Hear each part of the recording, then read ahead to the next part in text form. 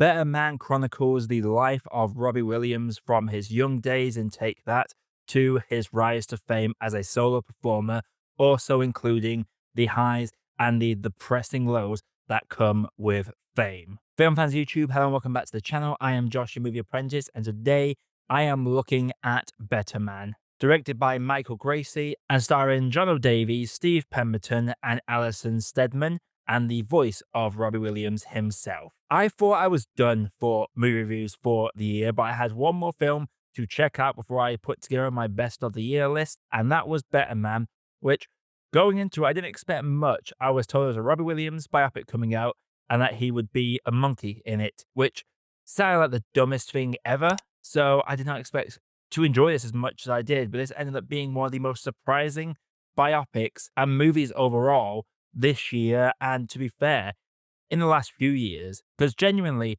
the whole monkey gimmick doesn't detract from the movie in any way. It's weird for the first 2 minutes, then you're just used to it, same as when you watch the Spider-Verse and you're not used to the art straight away, but after a couple of minutes, you adapt to it and you just take it all in. This is one of the most raw and honest biopics I have seen in a long time. This chooses to go down the Rocketman route, in which it uses the musical set pieces to advance the story and uses the key songs that highlight this musician's career to punctuate key moments in their lives. And the film does not shy away from the dark stuff, and it is all the better for it. This is a movie that genuinely floored me. The way it uses the musical numbers to punctuate bits of the story with some very artistic symbology and cinematography and just overall visuals that depict what could be a good 30 minutes of the movie into a tight couple of seconds in order to depict what is going on at that particular moment in time. It just shines through like a beacon of light, and I really dug this movie more than I expected to. This is hands down the best musical biopic we have had since Rocketman, and Jonno Davies is hands down one of the main reasons for that. His performance in this is filled with so much raw emotion and just so much charisma that comes with being a pop star. He embodies Robbie Williams. I knew of Robbie Williams. I know Take That. I know his song Angels. I know of the guy, but I don't know much about his story. And going into this, I was just ready to learn more about him, or was it going to be another one of those biopics that is mostly just sing-along numbers and nothing else? This movie saves every song for the perfect moment and gives us some great sequences in the process. Shout out to Alison Steadman as well, who plays his grandmother in this. She has limited screen time, but when she has that screen time, you can feel just how much of an impact she had on Robbie Williams' life, and it really helps the emotional connection with the movie, because one thing I did not expect to find from this film is such a real depiction of anxiety, depression, and self-loathing that this depicts in spades. I won't spoil it overall, but there is a recurring way that Robbie Williams, the character, experiences these voices inside him that are telling him he's not good enough, he should go die, all that negative stuff that eats away at you inside if you struggle with depression. This film symbolizes that absolutely flawlessly. Like, it's great to see a movie that is not afraid to go down a dark route and to have an artist who is fully committed to this movie, not afraid to show the dark stuff in their life, the times they have been an arsehole, the times they have been self-destructive, just showing the human side of the performer. That is something I absolutely adored about this movie. Genuinely, I cannot recall the last time a artist has allowed themselves to be depicted so vulnerable on screen. One of my big complaints with Back to Black earlier in the year is how muted it felt when it came to dealing with Amy Winehouse's struggles with substance abuse.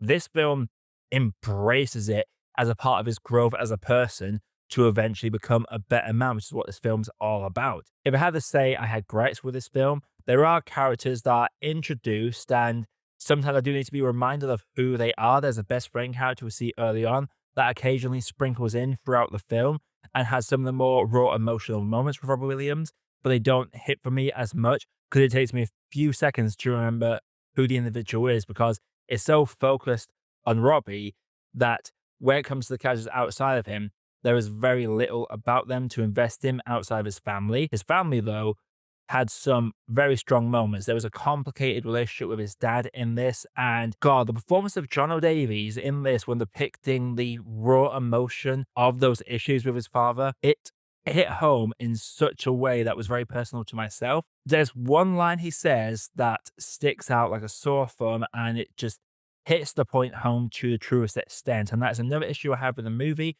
though I guess it is part of the reality. The movie depicts a character's redemption, or at least their forgiveness, being a bit cheap because it kind of comes out of nowhere.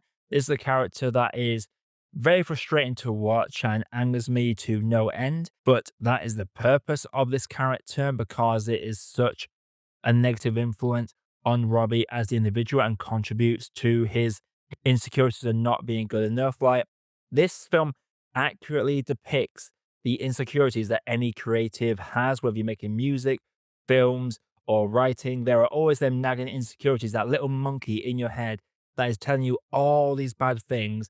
And this film embodies it in some very fantastic sequences that genuinely, I describe, this film has a battle scene where Monkey Robbie Williams is fighting other Monkey Robbie Williams is. It sounds dumb, but in the context of the movie, it works phenomenally. Better Man is hands down one of the best biopics I've seen in a very long time. And honestly, the way it's released at the very end of the year, whilst the award season is starting to get in full swing, I do feel like if it got released a little bit earlier and got more heavily promoted outside the UK, then maybe Jonno Davies would be a shoo-in for an award because he is phenomenal in this as well as supporting characters. But I do love how it blends in real interviews with Robbie Williams. A good fun fact about this movie I found out while researching is the fact that this was conceived from interviews that the director did with Robbie Williams over a year and a half in his studio. It was never supposed to be a movie, but he ends up using these interview recordings in the movie to punctuate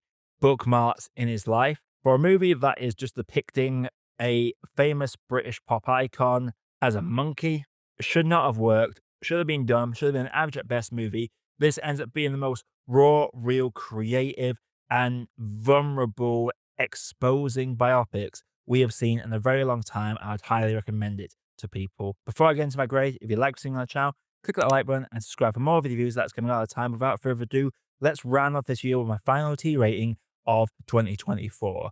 So Better Man is a biopic I expected very little from. Biopics have been very disappointing over the last few years, but Robbie Williams, credit to him, allowed the film to depict him as a raw, vulnerable, insecure human that has his problems and even acknowledges how stupid it seems that someone with all the fame and money in the world can have these insecurities and problems. Gives a very strong depiction of depression, self-loathing, and self-criticism, the issues that he has with his family, and the love he has with his family, and finding out the meaning of some of these songs as well. It's just a very, very good biopic, and I hope that more people do go out to see it over time. I'm gonna have to say that for me overall, Better Man for me is a good cup of tea. So Better Man, have you seen it? If you have, let me know you thought down in the comments below. If you like seeing the channel, make sure you click the like button and subscribe for more video reviews coming in the new year, as well as some video essays that I'm finally getting around to, that I keep saying I'm getting around to. They're coming. The Leica video is coming, and my end of year best of list is coming on New Year's Eve. So until next time, everybody, I am Josh, I be Movie Apprentice, and I'll see you all in the next video.